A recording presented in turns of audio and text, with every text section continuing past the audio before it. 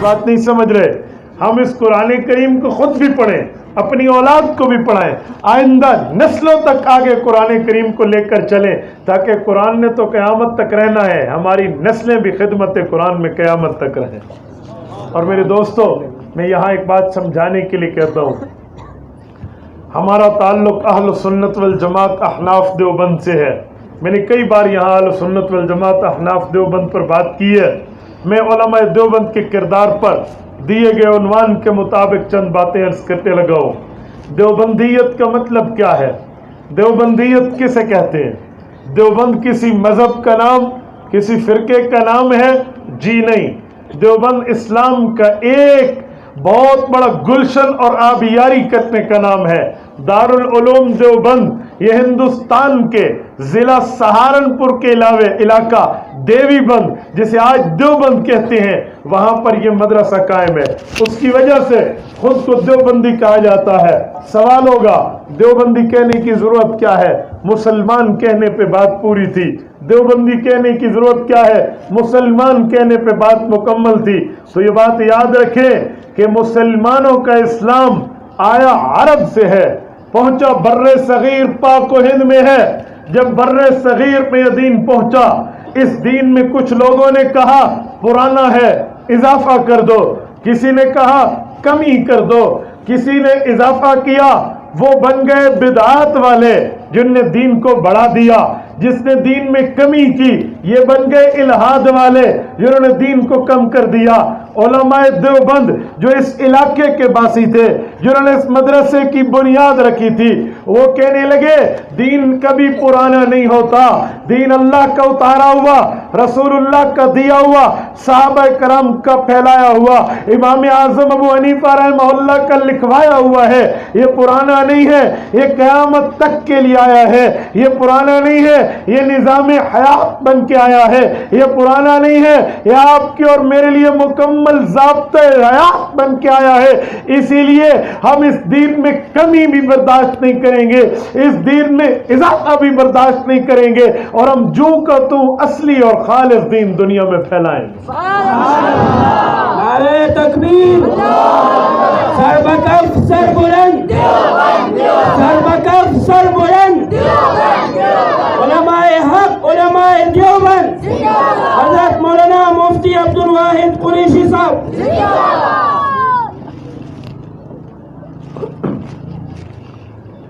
देवबंदियत खालिस दीन फैलाने का नाम है। ये कोई मजहब नहीं है, ये कोई इलाका नहीं है, ये सिर्फ इलाके की बात नहीं है। अच्छा, जब दारुल उलूम देवबंद बना और इनका ये ऐलान हुआ, उसके बाद अगर कोई आदमी असली दीन सीखना चाहता और असली दीन फैलाना चाहता, तो वो अपनी निस्बत दारुल उलूम देवबंद की तरफ कह के खुद को देवबंदी कहता। शायद आपने और मैंने आज तक वो दारुल उलूम अपनी आंखों से जाके नहीं देखा। मैं अभी तक ख्वाहिश के बावजूद दारुल उलूम देवबंद नहीं जा सका, ज़रूरत और एहतियात के बावजूद नहीं जा सका, आप भी नहीं जा सके। लेकिन आप और हम खुद को कुमराटी नहीं कहते, अकीदे में देवबंदी कहते हैं। वजह क्या है? हमने तो देवबंद नहीं देखा भाई। उसकी एक ही वजह है कि जो खालिस दीन अल्लाह ने रसूलुल्लाह पर उतारा, रसूलुल्लाह ने सहाबा को दिया, सहाबा ने अपने शागिर्द इमाम अबू हनीफा को पढ़ाया, और इमाम अबू हनीफा ने लिख के दुनिया में फैलाया, वही दीन जब हिंदुस्तान में आया, किसने कमी की, किसी ने इजाफा किया, जिन्होंने असली दीन बताया वो देवबंद वाले हैं। हम देवबंदी इसीलिए हैं, हम असली दीन वाले हैं। अब इलाकों की बात नहीं है, अब जमीन की बात नहीं है, अब टुकड़े की बात नहीं है, अब खालिस दीन बताने सुनाने फैलाने वालों का नाम उलमाए देवबंद है। अच्छा, मैं एक बात यहाँ मजीद समझाने के लिए कहता हूँ, दारुल उलूम देवबंद ने कोई एक मसला नहीं पकड़ा हुआ लोगों की तरह। जैसे आम लोगों ने एक मसला लिया हुआ होता है, उस पर अमल करें तो वो मसले वाले मशहूर होते हैं, उसको छोड़ दें तो उनका दीन भी गया। दारुल उलूम देवबंद का ये ऐलान नहीं है। दारुल उलूम देवबंद पूरे दीन की बात करता है। किसकी बात करता है? बोलिए बोलिए, किसकी बात करता है? पूरे दीन की। हमारी जमात वाले कहते हैं पूरे दीन पर चलने में कामयाबी है। सुने?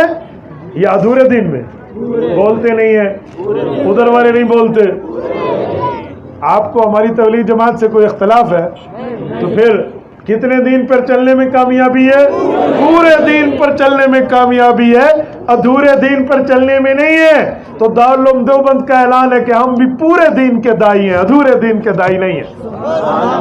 اور میں یہاں سمجھانے کے لیے کہتا ہوں، اللہ نے اس دارالعلوم کو وہ مرتبہ دیا ہے، وہ رتبہ دیا ہے کہ اس جیسے رتبے والے کئی آئے اور یہ رتبہ نہ پا سکے۔ ایک شاعر نے شعر میں کہا ہے نا کہ یہ رتبہ بلند ملا جس کو بھی مل گیا، یہ رتبہ بلند ملا جس کو بھی مل گیا، ہر مدعی کے واسطے دار و رسن کہاں، ہر مدعی کے واسطے نہیں ہے، اس کے لیے قربانی چاہیے۔ اور خدا کی قسم دارالعلوم دیوبند کی بنیادوں میں علماء دیوبند کا خون شامل ہے، مذاق نہیں ہے۔ شاملی کے میدان میں حجت الاسلام والمسلمین بانی دارالعلوم دیوبند حضرت امام مولانا محمد قاسم نانوتوی، اللہ اس کی قبر پہ کروڑوں اور رحمتیں نازل فرمائے، حضرت نانوتوی کی قربانی شامل ہے، حضرت نانوتوی کا میدان شاملی کے جہاد کا شامل ہے، حضرت نانوتوی کی روپوشی شامل ہے، حضرت نانوتوی کی گرفتاری شامل ہے، حضرت مولانا رشید احمد گنگوہی کی فقاہت شامل ہے، حاجی عابد حسین کا تقوی شامل ہے، شاہ رفیع الدین کی محنتیں شامل ہیں، ملا محمود کی استاذی شامل ہے، محمود الحسن طالب علمی شامل ہے۔ ان سب نے مل کے اخلاص کے ساتھ تہجد کے مسلوں پر بیٹھ کر میدان کارزار میں تلوار چلا کر دشمن کی آنکھوں میں آنکھیں ڈال کر علمی چشمے اور فوارے دنیا میں عام کر کے تقوی، اخلاص اور للہیت کی بنیاد پہ یہ دارالعلوم دیوبند قائم کیا۔ یہ مذاق نہیں ہے۔ اس پر ایک میں جملہ آپ کو کہوں، مولانا شاہ رفیع الدین رحمہ اللہ جو دارالعلوم دیوبند کے معتمم میں اول ہیں، رات کو سوئے ہیں اور زیارت رسول سے مشرف ہوتے ہیں۔ حضور پاک علیہ السلام کی خواب میں زیارت ہوئی، اور آپ اور ہم مسلمانوں کا عقیدہ اور نظریہ ہے، حضور پاک نے فرمایا من رآ فی المنام فقد رآنی فإن الشیطان لا یتمثل بی، فرمایا جس نے خواب میں مجھے دیکھا تو اس نے مجھے دیکھا، شیطان میری شکل اختیار نہیں کر سکتا۔ حضرت رفیع الدین فرماتے ہیں اللہ کے رسول کے ہاتھ میں ایک چھڑی ہے، ایک اسٹک ہے، ایک عصا ہے، ایک ڈنڈا ہے۔ حضور پاک علیہ السلام نے یوں ایک گول دائرہ مارا اور مجھے کہا کہ یہ گول دائرہ ہے، ادھر مدرسہ بنا لو۔ آپ علیہ الصلوۃ والسلام کا خواب ختم ہوا، حضرت شاہ رفیع الدین صبح اٹھے ہیں تو نماز میں مصروف ہو گئے ہیں۔ اب کس نے سوچا ہوگا کہ جو خواب تھا کیا وہ بطور اللہ کی قدرت وہ واقعی نشان بن چکا ہوگا؟ کس نے سوچا تھا؟ کہتے ہیں میں اس جگہ پہ گیا جس جگہ پہ حضور پاک علیہ السلام نے رات نشان لگایا تھا، تو میں اپنی آنکھوں سے دیکھ رہا ہوں وہ نشان واقعی موجود ہے، اس پر مدرسہ قائم ہے۔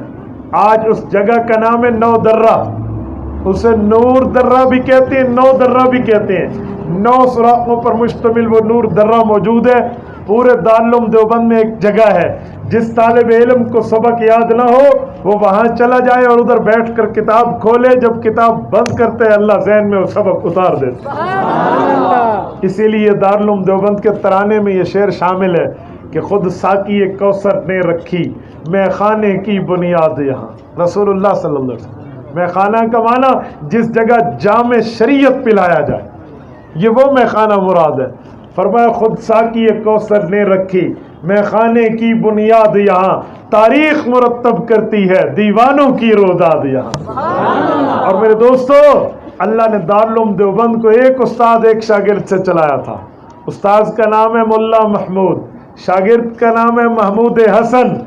یہاں پر الف لام نہیں ہے الحسن پہ، محمود حسن ہے، لوگ اس کو محمود الحسن کہتے ہیں۔ حضرت شیخ الہند کے نام میں الحسن پہ الف لام نہیں ہے، مضاف الیہ معرف باللام نہیں ہے، یہ محمود حسن ہے۔ شیخ الہند جسے دنیا جانتی ہے، یہ دارالعلوم دیوبند کے پہلے شاگرد ہیں۔ استاذ کے سامنے بیٹھ کر ایک استاذ اور ایک شاگرد نے مدرسہ شروع کیا ہے، ایک انار کے درخت کے نیچے بیٹھ کر شروع کیا ہے، اور خدا کی قسم آج اس کا فیض 4 دانگ عالم میں پھیلا ہوا۔